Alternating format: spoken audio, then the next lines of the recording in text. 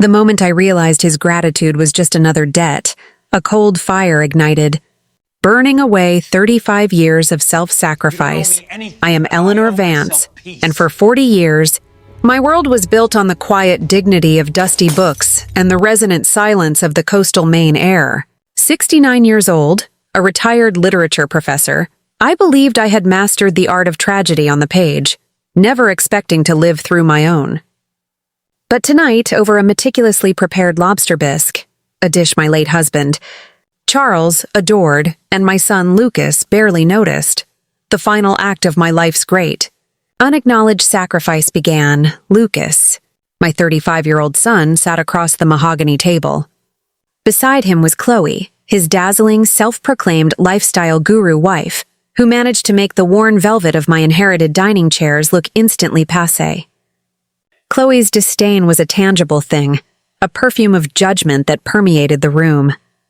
She wore a slip dress that spoke of careless wealth and a tiny, scornful smile. The tension wasn't new, but its sharpness was. For the last 6 months, I had been the silent, sacrificial foundation beneath their crumbling, ephemeral world. Lucas, the aspiring film director whose ambition consistently outweighed his talent, had recently watched his 4th startup dissolve, leaving behind a mountainous debt that threatened to swallow their home, a debt amounting to an astonishing $100,000. To save his marriage, to save his illusory life, I had done the unimaginable. I had sold the Vance First Edition collection, the original 1826 copy of The Last of the Mohicans, the signed 1932 edition of Brave New World, and the beautiful, gilded 1949 printing of 1984. These were not just books.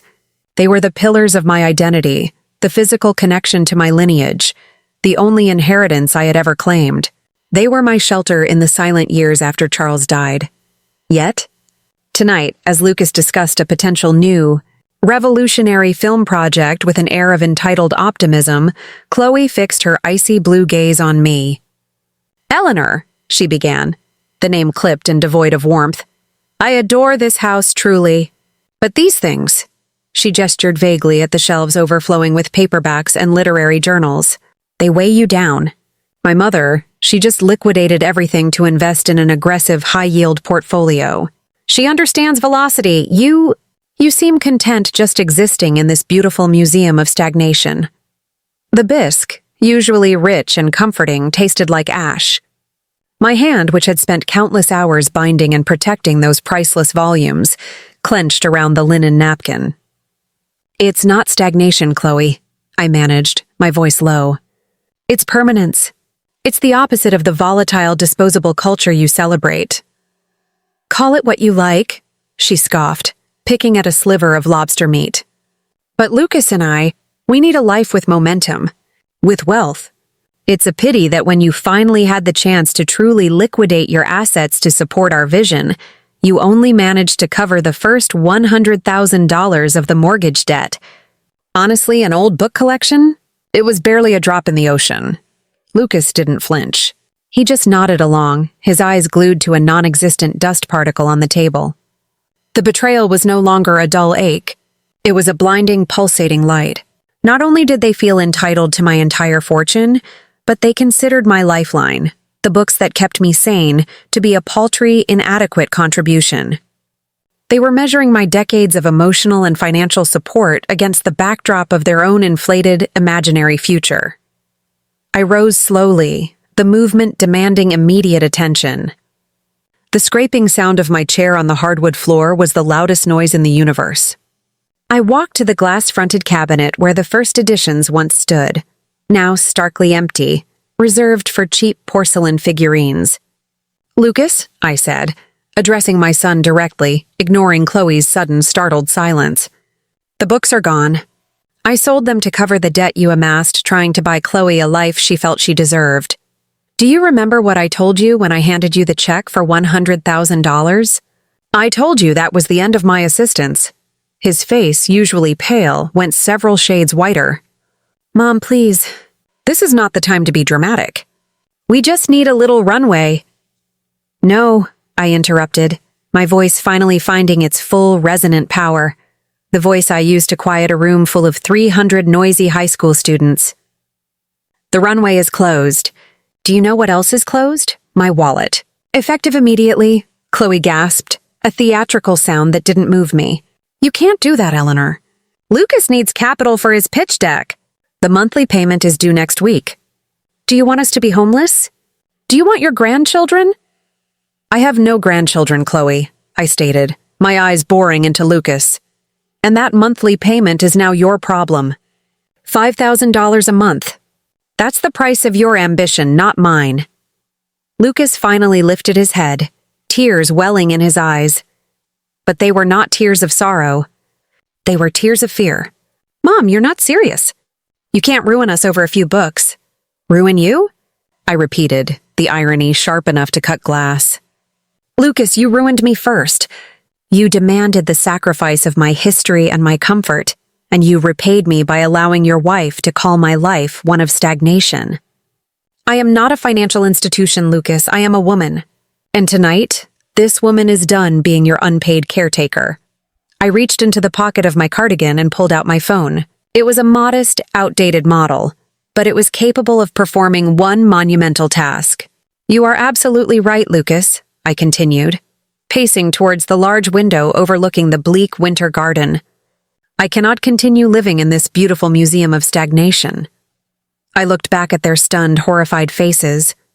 You see, while you two were busy counting my money and disparaging my existence, I received a message. An old acquaintance? I smiled, a genuine, thrilling smile that hadn't touched my lips in decades. His name is Julian Thorne. He's a renowned marine biologist now, an oceanographer who commands ships instead of lecture halls. And he is leading a multi-year expedition to the Galápagos Islands. We were in love, long ago, before I chose Charles's predictable stability over Julian's wild, untamed freedom. I took a breath, letting the full weight of the revelation settle upon them. He wrote to me, Lucas. He said he kept a photo of me from our college days. The one where I'm standing on the cliffs of Big Sur, clutching a copy of Moby Dick. He said he still wonders if I ever found the grand adventure I was always searching for. I looked directly at my son, whose jaw had dropped and whose self-pitying tears were momentarily forgotten. And you know what I'm going to do, my darling boy? I concluded, the ultimate defiance burning bright in my soul.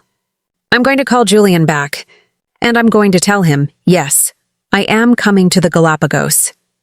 And for the first time in 35 years, I am going to make a decision based entirely on the needs of Eleanor Vance. The silence that followed my declaration was the heaviest I had ever experienced, a silence not of peace, but of absolute visceral shock. Lucas, who had been on the verge of his usual manipulative tantrum, simply collapsed into the dining chair, his face a mask of disbelief and betrayal. Chloe, ever the drama queen, stood abruptly, her eyes wide with a mixture of hatred and terror, as if I had just materialized the ghost of her financial ruin. You can't do this, Chloe finally choked out, her voice brittle. You are almost 70 years old. What will people say? A woman your age chasing a midlife fantasy with a marine biologist? It's utterly ridiculous. Think of your dignity. I turned, my spine rigid with a newfound strength, and looked at her. For years, Chloe's approval had been a silent, corrosive demand in my life. She was the mirror reflecting back the image of the good mother that I was supposed to be. The one who quietly subsidized their chaotic lives. But that mirror had just shattered. Dignity, Chloe? I questioned, my tone measured and dangerously calm.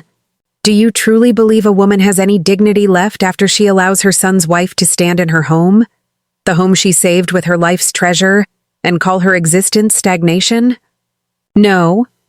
My dear, after tonight, what other people think is the last, most remote concern of my life. I took a slow, deliberate breath, ensuring the full force of my words settled on them like a lead blanket. If my own family, the very people I bled for, consider me inferior and mediocre, then the opinion of a stranger, or a social media follower, is nothing more than the whisper of the wind. Lucas finally found his voice. The plea raw and desperate, stripped of its usual rehearsed theatricality. Mom, if you truly want to change, If you want to travel, we can support you. Just don't do this out of spite. Don't trade your predictable comfort for some reckless late-life rebellion just to punish us."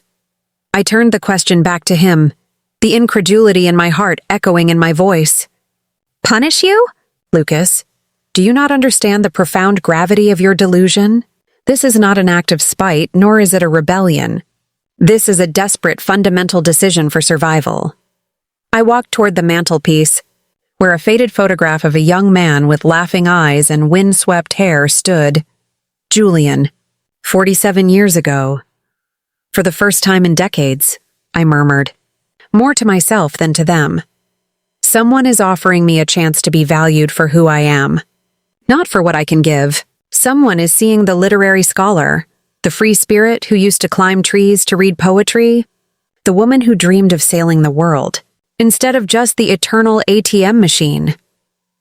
My voice cracked slightly as I recalled Julian's words from our brief, astonishing call. He had said, "Eleanor, you have stories the world needs to hear, wisdom that ocean currents can't erode, and love waiting to be poured out. Any man would be fortunate just to share a cup of coffee with you." I finished my thought, the resolution settling in my soul like bedrock. "Tomorrow I buy the ticket. I am going to pack a suitcase with the dresses I never had a reason to wear. And I am going to the Galápagos Islands to find out if it is still possible to be happy at 69. Chloe let out a sound of pure frustration, grabbed her expensive handbag, and stormed out, her high heels clicking a furious rhythm of exit on the hardwood floor. Lucas didn't follow her. He remained seated, his face buried in his hands, his body shaking with silent sobs. It was the first time I had seen him cry since he was a small boy who had lost his pet turtle, and it broke my maternal heart, but only slightly. The shield I had raised earlier was holding firm. I let him cry.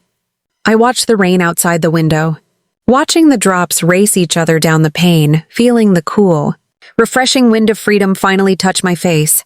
After a long, agonizing silence, Lucas looked up, his eyes bloodshot and swollen. "And what did you tell him?" he asked, his voice barely a whisper, "about what happened to your grand adventure?" "I told him the truth, Lucas," I replied, sitting opposite him, the chair feeling strangely lighter. "I told him I'd had moments of genuine, profound happiness, especially when your father was alive, and when you were a curious, kind little boy, before the world convinced you that entitlement was a sustainable lifestyle." I leaned forward, the professor in me delivering a final crucial lecture. But I also told him that I had sacrificed so much of Eleanor in the process that I no longer remembered who I was before I became Lucas's mother or Charles's widow. I sacrificed the scholar, the adventurer, the dreamer. I became the function, not the person. Lucas simply stared at the empty space where the rare books used to be. The weight of his realization, the scale of the loss he had engineered, was visibly crushing him. "You know," he murmured, his voice thick with remorse, "Chloe says I'm a failure. She says I'm mediocre." "You are mediocre only in the sense that you accepted your life as a series of constant rescues," I corrected him gently. "You never had to learn to swim because I always provided a lifeboat. And I am equally culpable, Lucas. I loved you so fiercely that I refused to let you face the natural consequences that build character. But that chapter is finished. This is my new exodus." He nodded slowly, wiping his eyes with the back of his hand. "The Galápagos, the home of evolutionary change." "Precisely," I confirmed. "And perhaps it's time for some much-needed evolution here in Maine, too." I stood up, signaling the end of the evening, and walked him to the front door, the finality of the decision solidifying with every step. I didn't hug him. I didn't offer a soothing word. I offered only truth. "Go home, Lucas. Figure out who you are when you don't have a safety net. And when you do, perhaps we can finally meet again as two independent adults." The next morning, I purchased a one-way ticket to Ecuador. The weeks that followed my definitive declaration were characterized by a strange, exhilarating dualism. On one hand, there was the profound, aching silence of my home. Lucas didn't call, presumably reeling from the loss of his financial oxygen and the collapse of his marriage. On the other hand, there was the vibrant, immediate reality of Julian's presence, an invisible, magnetic force pulling me across the continent. We talked every night, spanning the vastness of the time zones, his voice crackling with the static of satellite phones and the enthusiasm of a man who still believed in the possibility of grand discoveries. He didn't fill the space that Lucas left. He filled the void that had existed in my soul since I chose stability over passion 4 decades ago. He didn't ask about my financial situation or my family drama. He asked me about my life as a literature professor, about the students who surprised me, about my preferred interpretation of Kafka's Metamorphosis, and about the enduring power of Emily Dickinson's poetry. "Eleanor," he said during one late-night transmission, his voice deep and warm, "I've thought about you every year since I left the coast. When I was navigating the treacherous Drake Passage, when I first witnessed the stoic beauty of a blue-footed booby, when I was alone, building my career. There was always a part of me, a tiny scientific part, that wondered about the alternative trajectory of my life, the one where you were sitting beside me, cataloging my observations." His words, simple and honest, were a balm to wounds I hadn't even realized were festering beneath the surface of my good mother persona. "Julian," I confessed, my voice barely audible, "I thought about you many times too, especially when Charles was sick, when the burden of caregiving grew heavy, when Lucas began to believe that the world owed him a living. I would look at the ocean from my window and wonder what it would have been like if I had boarded that small sailboat with you." "Well," he replied, a low, resonant chuckle vibrating through the line, "the beauty of the ocean, Eleanor, is that it is eternal. And it is never too late to set sail." The plane ticket lay on my antique nightstand, crisp and tangible, a physical promise of freedom. Departure March 15th. Destination, Baltra Island, Galápagos, Ecuador.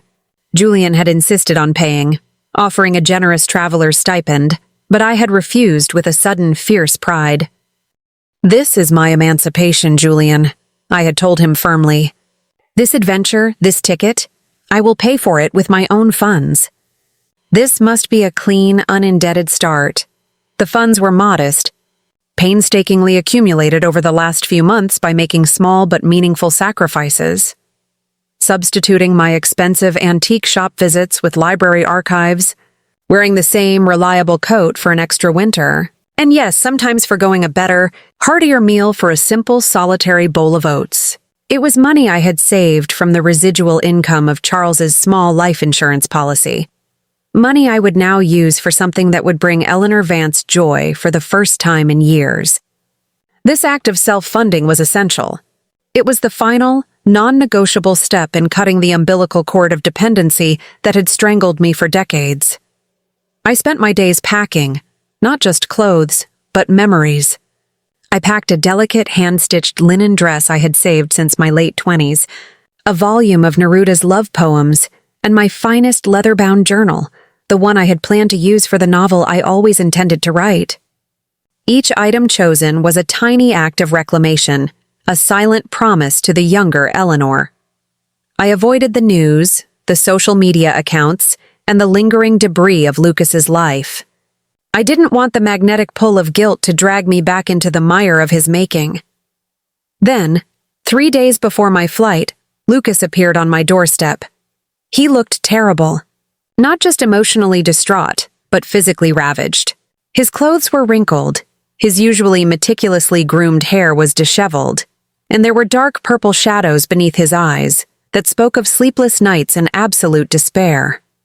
He looked like a character from one of the Russian novels I used to teach, a man facing the ultimate reckoning. "Mom, please," he said, his voice raw, hollowed out by shame. "We need to talk. I need you to understand what's happening." My immediate maternal instinct, the ancient, hardwired desire to comfort and soothe, was momentarily silenced by the image of that empty cabinet where my books once resided.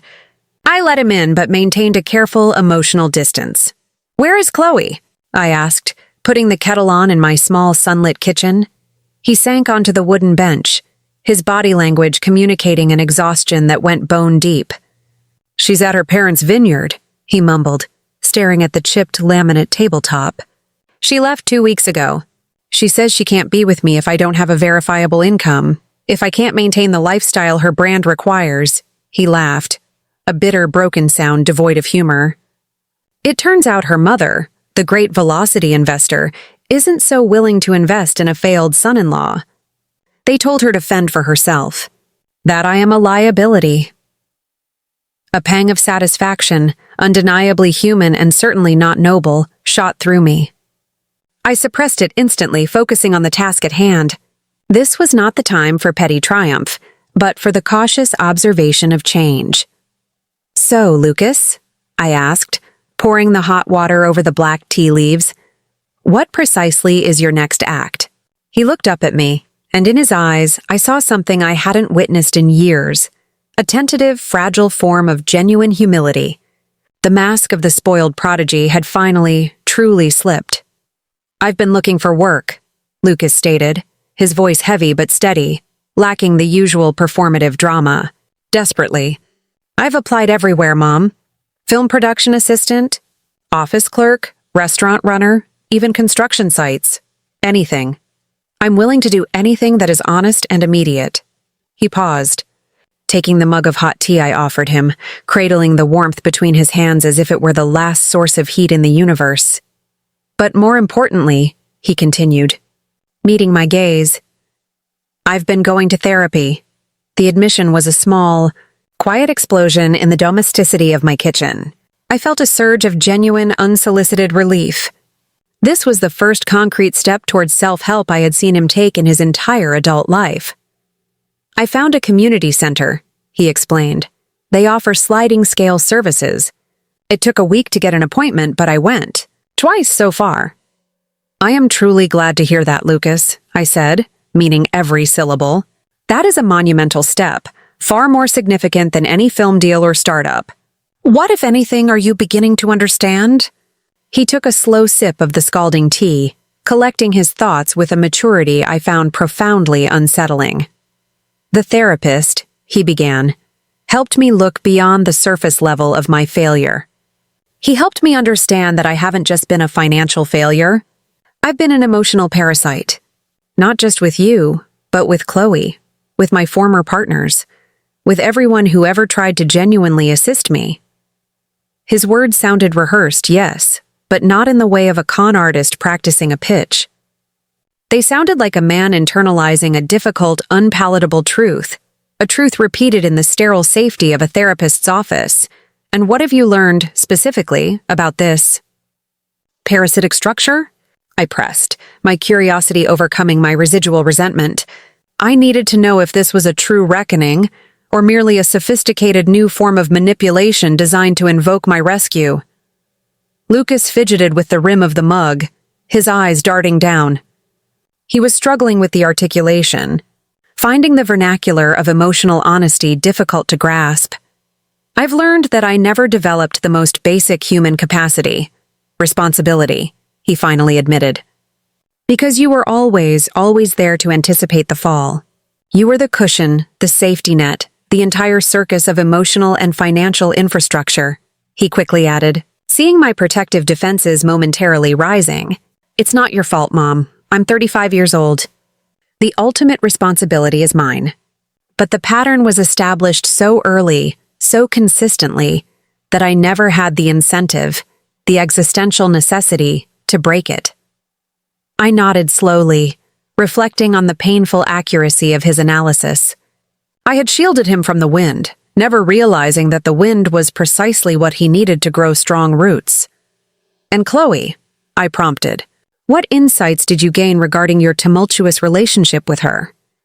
"That what I felt for her wasn't the kind of love that demands growth or partnership," he said, the honesty in his voice now deepening, becoming less guarded. "It was emotional dependency, camouflaged by luxury and aspiration.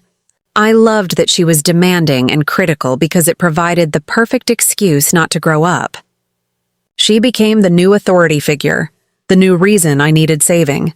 I could continue to be the perpetual child, running to his mother, or his wife, for rescue. He stopped, lifted his eyes, and held my gaze without flinching. The man I knew, the entitled, evasive character, was nowhere in sight. "Mom," he whispered, the intensity of his realization palpable.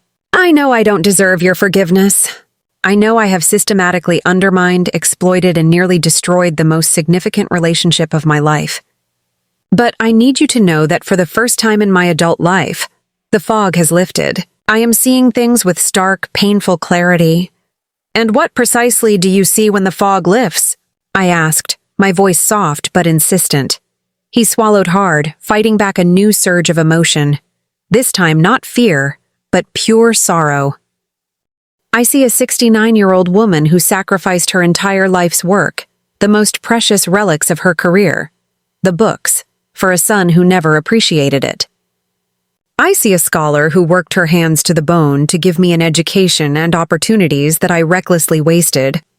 I see a woman who deserves to be happy, who deserves to be reverently valued, who deserves to chase her own magnificent dreams after decades of blindly chasing mine."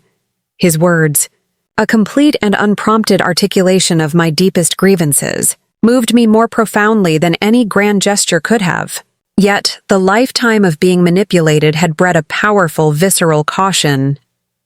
"Lucas," I stated, the professor regaining control of the conversation, "I am deeply moved by this reflection. But words, my dear, are as ephemeral as the paper they are printed on. Real, fundamental change demands time, consistent action, and unwavering discipline." "I know," he agreed instantly, nodding so vigorously his head bobbed. "And I am not here to ask you to cancel your trip. I am not here to ask for money, or for rescue, or for a temporary loan of your pity. I am here to tell you that I am going to prove this change with concrete actions, starting now, even if you are thousands of miles away in the Galápagos and never return to witness it." He finally stood up, his newfound kinetic energy unable to remain seated, and began pacing my small kitchen floor. This, I realized with a shock, was the sight of a man finally finding his own 2 feet. "What do you mean, you're going to prove it?" I asked, watching him move with a tentative, almost fragile sense of purpose. Lucas stopped pacing and looked at me, a glimmer of genuine pride, not arrogance, in his troubled eyes. "I secured a job," he announced. "It's not glamorous. It's at a local logistics warehouse sorting and packing. The pay is minimal, barely above minimum wage, and the hours are rough. The graveyard shift, from 11 p.m. to 7 a.m. But it is honest work. It's a paycheck based solely on my own physical labor and reliability." He pulled out a set of keys, not the key to his sprawling mortgaged house, but a single dull brass key. "And I rented a room," he continued. "It's downtown above a dry cleaner's shop. It's tiny, just enough space for a folding cot and my small laptop. But it's mine. It's an address where Lucas Vance lives, not Lucas Vance, son of Eleanor." I stared at him in unadulterated surprise. This was not the man who had demanded catered meals and expensive consultations. This was a man confronting the harsh stoichiometry of basic survival. "When," I managed to ask, "did you decide to execute this monumental restructuring of your life?" "The night after our dinner," he admitted, his gaze drifting towards the door. "After Chloe screamed at me for 30 minutes straight about ruining her annual European holiday and the purchase of her new $4,000 designer handbag. Something inside me simply snapped." He sat down again, slowly, this time placing his calloused hands on the table, not seeking to touch mine. I realized I was 35 years old and had never, not for a single conscious day, been truly responsible for my own existence. The realization was more terrifying than the prospect of sleeping on the street. He looked directly at my hands, the hands he had often criticized for being stained with library ink and age spots. "Mom, I want you to go to the Galápagos. I need you to go. I want you to meet Julian, to see the vast, uncompromising ocean, to write that novel you've always carried inside you. I want you to be unbearably happy, even if it means I am no longer a constant, immediate feature of your daily life. For the first time since that terrible night, I felt a familiar, visceral surge of warmth, the genuine affection of a mother for a son who was finally making the arduous climb toward adulthood. I felt as though I was speaking to the true Lucas, the kind, intelligent child I had raised, not the entitled, parasitic shadow he had become. "Lucas," I said softly, the shield around my heart finally lowering slightly. "You will always be a part of my life. You are my son, but you must understand that our dynamic, the foundational rules of our relationship, can never, ever be the same again." "I understand completely," he affirmed, the firmness in his voice echoing my own resolve. "And I want you to know that my goal is no longer a film deal or a startup. My only immediate goal is to work on becoming the kind of son you can be unashamedly proud of, even if it takes years. Even if by then it is genuinely too late to fully mend the damage I've inflicted." We sat in a comfortable, contemplative silence for several minutes, a shared moment of processing the tectonic shift in our familial landscape. Finally, Lucas, the son who was once a bottomless pit of self-interest, asked a question that centered entirely on me. "Will you tell me more about Julian?" he requested, his eyes shining with a reflective curiosity. "What was he truly like when you were young?" An involuntary smile, gentle and reminiscent, spread across my face. "He was brilliant," I recalled. "Ambitious yet exquisitely gentle. He had this extraordinary way of making me feel like the most interesting woman in the world. When we talked about literature or history, he would focus entirely on me, as though my words were the most profound revelations he had ever heard from an oceanic depth." "Why?" Lucas asked. His brow furrowed. "Did you not go with him when he left for his first deep-sea expedition?" "Because I was afraid," I admitted, the confession tasting like a long-held truth. Afraid of leaving the only world I knew, afraid of failing in a context where I had no established expertise, afraid of not being enough for a man who seemed destined to conquer the very forces of nature. I paused, gathering the complex threads of memory, and then I met your father, Charles. And Charles represented security, stability, a predictable, grounded life where the only waves I had to navigate were the gentle, rhythmic tides of the Maine coast. I took a deep, steadying breath. "I do not regret choosing your father. He was a good, kind man, and we built beautiful, lasting moments. But now, Lucas, I have been offered a second chance, a chance to discover what would have happened if I had been brave enough to step onto that boat 4 decades ago. And I simply cannot afford to refuse it again." Lucas nodded, processing the complex narrative of my youthful choice. "Do you think Julian has genuinely thought about you all these years?" He probed, the nascent filmmaker in him seeking the truth beneath the romantic veneer. "Or do you think he's merely idealizing the memory of a simpler, unblemished past?" The question was incisive, mature, and deeply thought-provoking. It was the question of a man who understood the intricate psychology of memory and desire.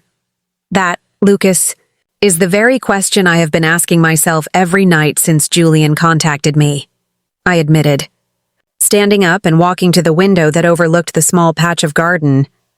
The rose bushes I had planted years ago were bare, their latent strength waiting patiently for spring. Is what he feels real, a consistent current of affection? Or are we merely two older souls idealizing a youthful love, rereading the first, thrilling chapter while conveniently ignoring the possibility of a dull, anticlimactic epilogue? I looked at the garden, the barren earth holding the promise of future bloom. But then I realized something fundamental. I realized perhaps that it doesn't matter. "It doesn't matter?" Lucas asked, genuinely confused by my sudden philosophical turn. "How can the authenticity of his emotion not matter?" "Because the effect is what matters, not the source," I explained, turning to face him, my voice resonant with clarity. "It doesn't matter if what we feel is nostalgia, pure idealization, or the truest, most profound expression of late-life love. What matters is the result, that for the first time in decades, Lucas, I feel alive." I pressed the point home, the emotion surging through me like a tidal wave. I feel valued. I feel like a woman who deserves to be courted, who deserves to be admired, who deserves to be respected simply for the intellectual and emotional architecture of her being. My voice dropped to a quiet, powerful challenge. When was the last time, Lucas, that anyone, your father or you, made me feel special or worthy or seen just for being Eleanor Vance? Lucas lowered his head instantly, his shame palpable and undeniable. He didn't offer an excuse, which, in itself, was a radical departure from his established behavioral pattern. "I never made you feel that way, did I?" he admitted, his voice rough. "I always took you for granted. You were the fixed point in my chaotic universe, something that would always be available. Always forgiving, always a resource, no matter how utterly contemptible my behavior became." "Exactly," I confirmed. The word devoid of malice, carrying only the weight of historical truth. "And it wasn't exclusively your fault. Lucas, your father, bless his stable soul, also began to see me only as the woman who prepared his meals, managed the household, and cared for him during his long illness. I stopped being Eleanor, the scholar, and became merely Charles's wife. And then, inexorably, Lucas's mother. At that precise, deeply sensitive moment, my phone chimed, a cheerful, out-of-place sound in the gravity of the room. It was Julian, calling at the precise hour we had prearranged for his daily transmission from the research vessel. I looked at Lucas, who, after a moment of frozen hesitation, offered a slow, deliberate nod, an unspoken instruction for me to answer. "Hello, my dearest scholar." Julian's voice came through the modest speaker, instantly filling the air with a deep, resonant warmth I recognized as the sound of my future. "Interesting," I replied, a spontaneous smile touching my lips despite the residual tension in the room. "My son is here, Lucas. Would you like to offer a quick salutation?" Lucas hesitated for a single, profound heartbeat, but then nodded again, his face set in a look of newfound, anxious determination. I switched the phone to speaker mode. "Julian, I'd like you to meet Lucas Vance, my son. Lucas, this is Dr. Julian Thorne, the renowned marine biologist." "Hello, Lucas." Julian's voice boomed kindly, the casual formality instantly dissolving the high drama of the room.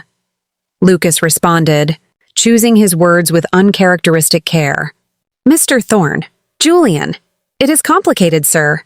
But I am starting to understand that my mother deserves to be profoundly happy, even if that happiness means radical, life-altering changes for our relationship.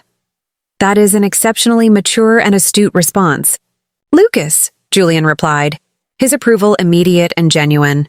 "I have 3 adult children myself, spread across 2 continents. And it took them decades to grasp that their parents are complete. Sovereign individuals with needs and desires that extend beyond their status as eternal providers of comfort and resources." Lucas looked at me in surprise.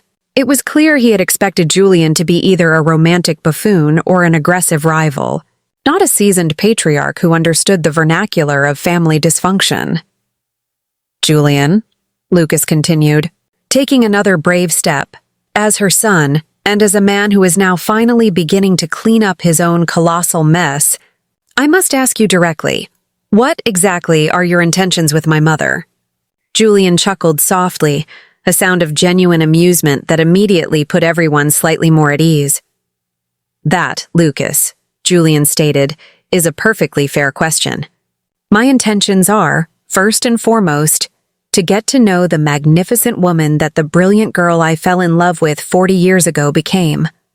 My intentions are to show her the majestic, unspoiled beauty of the Galápagos, to listen to the wealth of her stories, and perhaps, if the currents are favorable, to explore whether we can build a deep, lasting friendship or perhaps something deeper.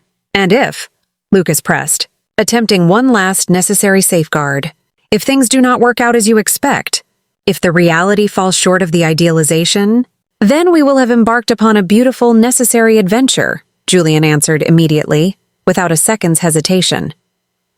"We will have finally closed a chapter that was left jarringly open for decades, leaving nothing but clean closure. And your mother will have enjoyed a thoroughly deserved, month-long intellectual retreat in the most unique ecosystem on Earth. There is no pressure, Lucas. No unrealistic, Hollywood-style expectations. Just two seasoned individuals giving themselves an earned opportunity to rediscover joy and connection. "Thank you for your honesty, Julian," Lucas said, the respect in his voice undeniable. "Sir, call me Julian, please," he instructed. "And now, if you'll excuse me, I would like to speak with your remarkable mother alone for a moment. We have a few crucial details to discuss regarding her itinerary." Lucas nodded instantly and retreated to the living room, granting me the privacy that only true, mutual respect can afford. Once we were alone, I sighed, the weight of the confrontation finally lifting from my shoulders. "How do you feel after talking to him?" I asked Julian, my voice already lighter. "I feel good," he replied simply. "He seems to be a young man experiencing the crucible of necessary growth. That, my dear Eleanor, speaks remarkably well of the mother who raised him. Children who never face the natural adversity of consequence never learn to be resilient." His words, coming from an objective outsider, reassured me more profoundly than I could have anticipated. Julian didn't romanticize me. He saw me clearly, a woman who had made both triumphs and mistakes. "Julian," I confessed, my voice softening with a sudden wave of vulnerability, "are you truly certain you want to involve your own peaceful, organized life with a woman who clearly harbors so much unresolved family drama?" He laughed gently. "My dearest, we all carry a cargo of family drama at this age. One of my daughters divorced her spouse last year and moved back into my modest home with her two small children. My oldest son is grappling with a difficult midlife crisis and calls me sobbing every Tuesday evening. My youngest is struggling with an addiction to online gaming that is threatening his entire career trajectory." He paused, letting the scope of his own life settle between us. "Family drama is not an exception at our age. It is the universal human condition. The difference lies only in how we manage it. And you, Eleanor, are managing it with steel-like boundaries, with firm, unwavering love, and by recognizing that your son is an adult who is now utterly responsible for the consequences of his own choices. You are learning a difficult, vital lesson, and I am here to cheer you on." After hanging up with Julian, I rejoined Lucas in the living room, where we continued to talk late into the main night. The conversation flowed easily, marked by a new, tentative intimacy. He offered more details about his therapy sessions, about how he was learning to identify and dismantle the behavioral patterns he had repeated, unconsciously, for years. "You know what the hardest thing to admit in therapy was?"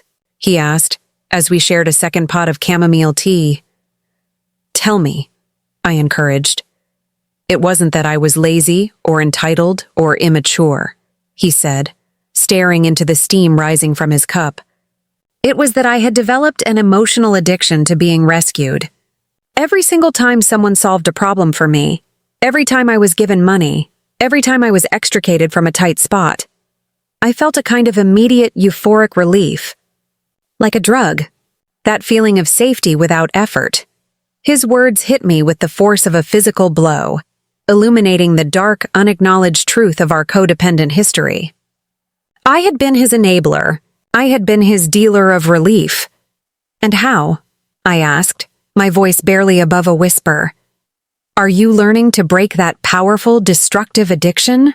"By facing the consequences of my own actions," he replied, the discipline already evident in his demeanor. "Without seeking or expecting rescue. When I lost my last contract and realized I was utterly broke, my first animal instinct was to run here, to you, with a plausible, pathetic story designed to trigger your rescue instinct. But this time I didn't. This time, instead, I slept in my car for 3 nights until I secured the warehouse job." The breath caught in my throat. "You slept in your car? Lucas, with all the maternal concern I possess, why did you not tell me?" "Because that act was a necessary initiation," he stated, his voice devoid of self-pity, infused instead with a stark, unsettling pride. "It was one of the most important existential experiences of my entire life. For the first time, I truly understood the cold, uncompromising reality of having no safety net. What it means for my choices to have actual, irreversible consequences." He looked directly into my eyes, and the shame and clarity in his gaze were unbearable. Mom, during those 3 agonizing nights, I thought constantly about you. I thought about all the countless times you had to choose between your genuine needs and mine, and you, without exception, always chose mine. That's what mothers do. Lucas, I said, reciting the ancient, worn-out mantra of motherhood, a phrase I had hidden behind for decades. No, Mom, he contradicted immediately, his voice resonating with the learned wisdom of his therapy sessions. That is what mothers who have never learned to establish healthy, necessary boundaries do. And it is what children who have never been compelled to become responsible adults allow them to do. He leaned forward across the table, his posture demanding my full, unreserved attention. My therapist helped me understand that by constantly lovingly rescuing me, you were unintentionally but effectively depriving me of the single most crucial opportunity for growth. The opportunity to fail, to suffer, and to ultimately rebuild my own sense of self-reliance. His words were a dual assault. They hurt me profoundly, yet simultaneously they offered the most potent form of unburdening I had ever known. For years, I had been consumed by a corrosive, gnawing guilt whenever I even considered saying no to Lucas, whenever I dared to put my own emotional or financial needs first. Now I understood that my all-consuming generosity had actually been a subtle, pervasive form of control, a method of keeping him dependent, and thus, keeping myself feeling irreplaceably necessary. So, I asked softly, the silence of the night wrapping around us. What is the next? Immediate course of action now that we both understand this new reality? Now, he stated, his resolve clear, I am going to prove, first to myself, and then to you, that I can be a self-sufficient, responsible adult. I am going to pay every one of my own bills.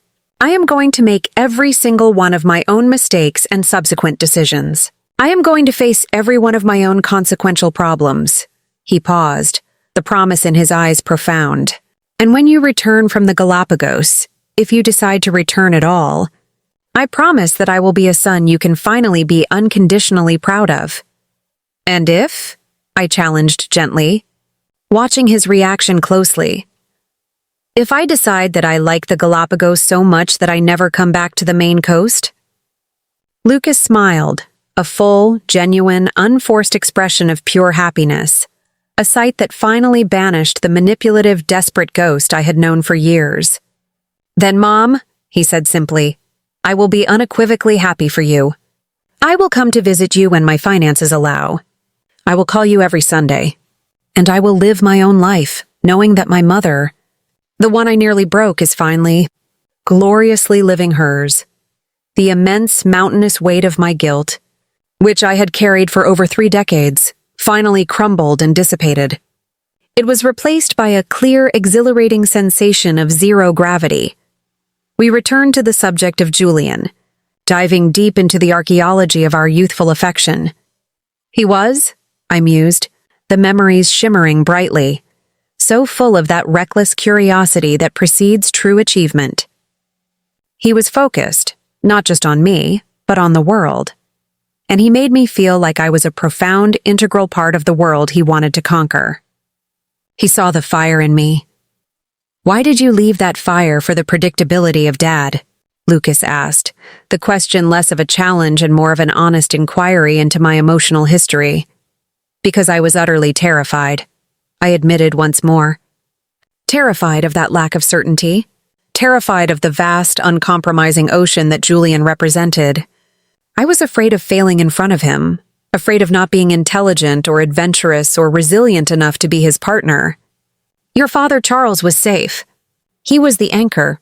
He was the sturdy, comforting library shelf, while Julian was the first edition, constantly traveling the world in a fragile shipping crate. And now? Lucas asked. Now, I stated, a sense of absolute certainty settling within my chest. I have been offered a second, profound chance to discover if I am finally brave enough to be the traveling crate. Lucas leaned back, a quiet contemplative smile on his face. Do you think Julian is really capable of loving the woman you are now? The one who sold her books and faced down a crisis?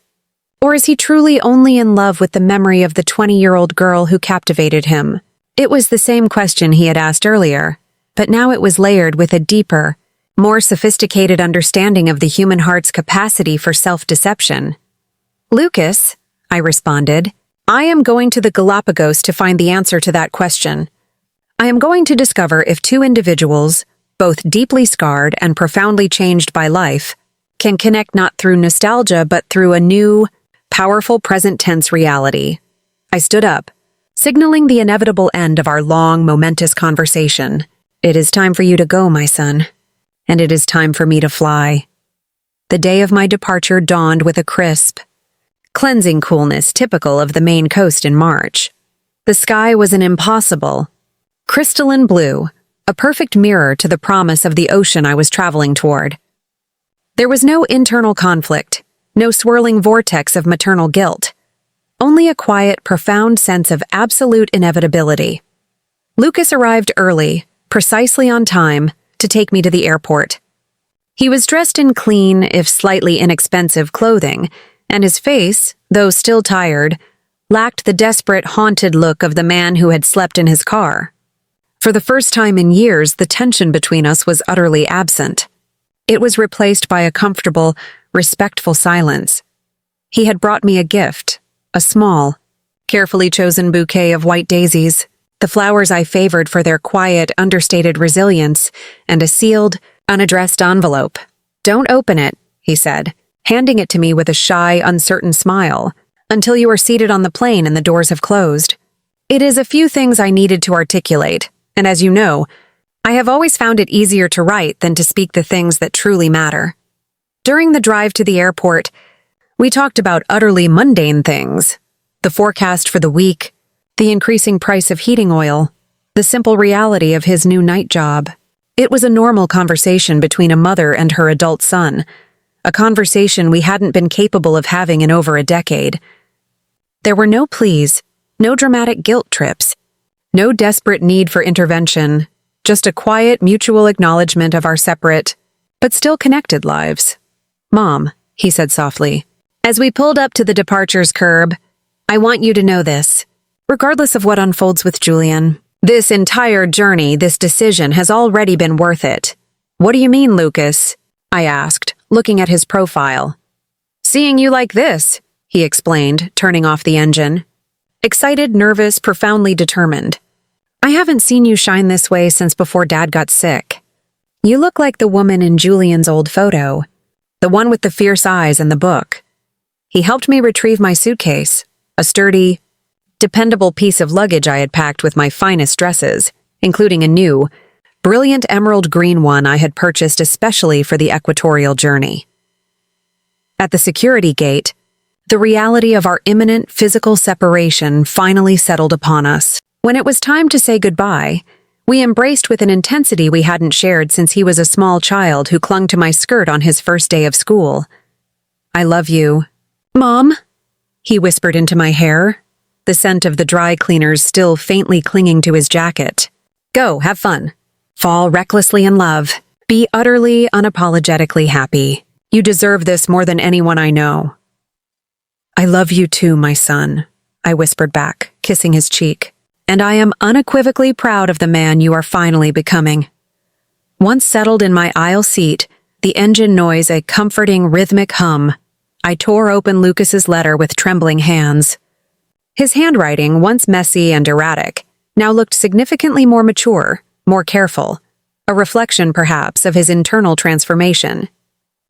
The letter began, "Mom, during these last few weeks, I've been thinking not about the big moments, but about all the times you were my unseen, silent hero.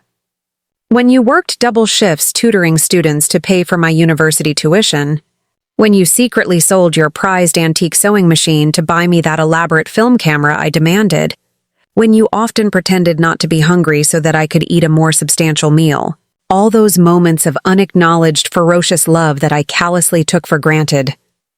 Now, thanks to the therapy and the terrifying, cold clarity of my own homelessness, I understand that being a mother doesn't necessitate sacrificing yourself until you disappear. It means loving enough to teach independence, It means being brave enough to finally cut the cord when the moment demands it. Thank you, Mom, for finally loving me enough to let me grow up. I have realized that my anger and my dependency were never directed at you, the person, but at the boundary you were supposed to have enforced. I was angry because I never had to face the crucible of my own capabilities. You were so good at being my safety net that I became profoundly, terrifyingly bad at being myself. I am committed to making this change real. I am working 3 jobs now: the warehouse, and I'm tutoring basic math online, and I'm taking classes in financial literacy. I've started writing again too. Not the pretentious film scripts of my past, but simple, honest reflections in a journal. I am building a life, Mom. A sturdy, non-negotiable, self-funded life. Please, please do not feel obligated to return. Stay as long as you are happy. If you return, great. If you don't, I will find a way to visit you on the other side of the world. Because the truth is, by letting you go, I feel like I've finally gotten you back. Not as the mother who constantly rescued me and became smaller to make me bigger, but as the extraordinary, strong, formidable woman you always were, but whom I never took the time or the humility to truly know. Fly high, Mom, literally and figuratively, with all my love and unwavering respect. Lucas P.S. Julian Thorne is an incredibly fortunate man to be meeting the most magnificent woman in the entire world. Tears streamed down my cheeks, blurring the print on the letter, but they were not tears of sadness. They were tears of profound, purifying relief. Tears that washed away decades of unspoken guilt and unacknowledged failure. I folded the letter carefully, placing it into my purse, a new permanent piece of personal scripture. I looked out the plane window. Below, the clouds stretched out to an impossible horizon, an expanse of white and blue that felt utterly infinite. And for the first time in decades, I felt that my own future, unconstrained by the demands of others, was just as boundless. Hours later, after a long, meditative flight that crossed both continents and decades, I stepped onto the runway of Baltra Island. The air that hit me was thick, hot, and infused with the scent of salt and ancient volcanic earth. The visceral, unapologetic scent of life, raw and untamed. Julian was waiting. He wasn't holding a bouquet, but he was holding a wide, uncontained smile, a smile I recognized instantly. Even though his hair was now a shocking, dignified white and the sun had etched deep, intriguing lines around his eyes. When he saw me, his face lit up with the same pure, boyish joy I remembered from our final conversation on the Big Sur cliffs. 47 years ago, Eleanor, he said, his voice deep and slightly rough from the constant exposure to the ocean winds. You are even more beautiful than the memory I carried with me. We hugged, a warm, solid embrace that felt less like a greeting and more like a necessary, long-delayed convergence. The days that followed were a sensory, emotional feast. Julian didn't take me to fancy restaurants. He took me to see the giant tortoises move with their slow, primordial wisdom. He took me snorkeling with the sea lions, their playful antics reminding me that joy is often found in the most spontaneous of moments. He introduced me to his research team, who welcomed me with a genuine, immediate warmth that bypassed the pretense of polite society. He cooked for me every evening, simple, fresh fish dinners that we savored on the small deck of the research station, watching the sun dip below the vast, untroubled expanse of the Pacific. I am not a renowned marine biologist. Eleanor, he told me one evening, his hand gently touching mine. I am simply Julian, the man who fell in love with a brilliant literature girl 40 years ago and never once managed to forget her. His words went straight to the heart of my being because they perfectly articulated the transformative effect he had on me. Here, under the stars of the Southern Hemisphere, I wasn't Lucas's exhausted, self-sacrificing mother. I wasn't Charles's long-suffering widow. I wasn't the professor whose greatest worth was in her ability to tutor. I was simply Eleanor, a woman with an ocean of stories to tell, a woman with dreams finally allowed to breathe, and a woman who was at long last loved for the inherent, unquantifiable value of her presence.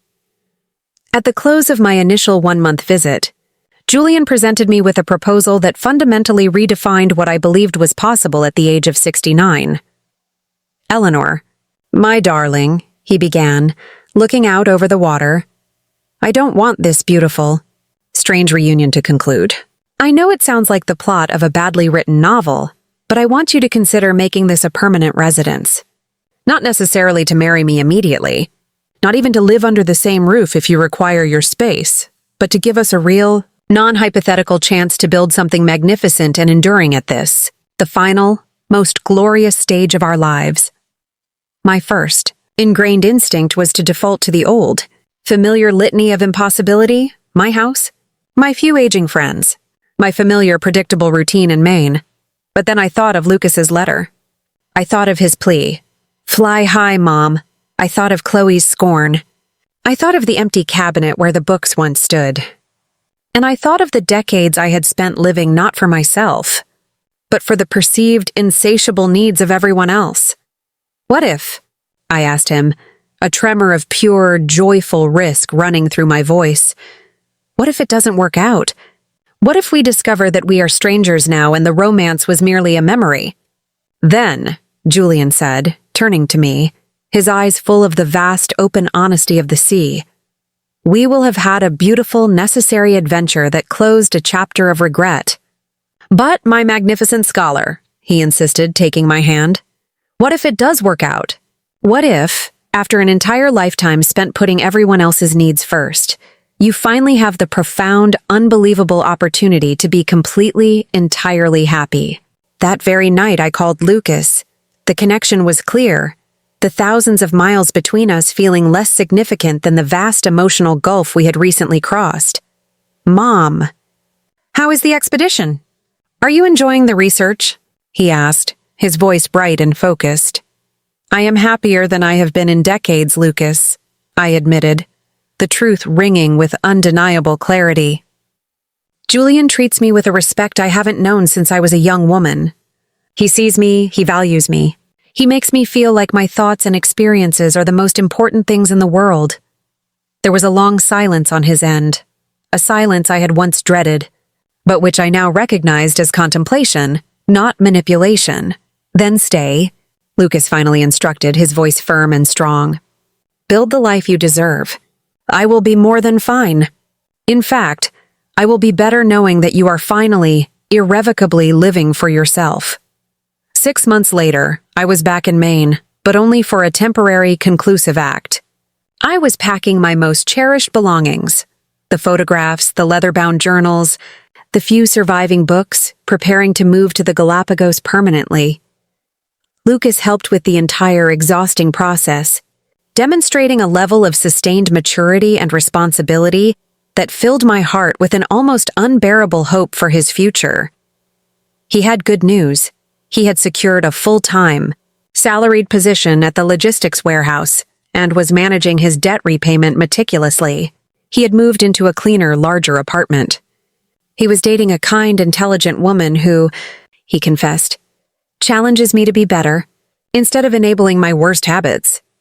Chloe, he told me, had moved back to Miami and was dating a much older, extremely wealthy man who could afford the minimalist luxury lifestyle she required.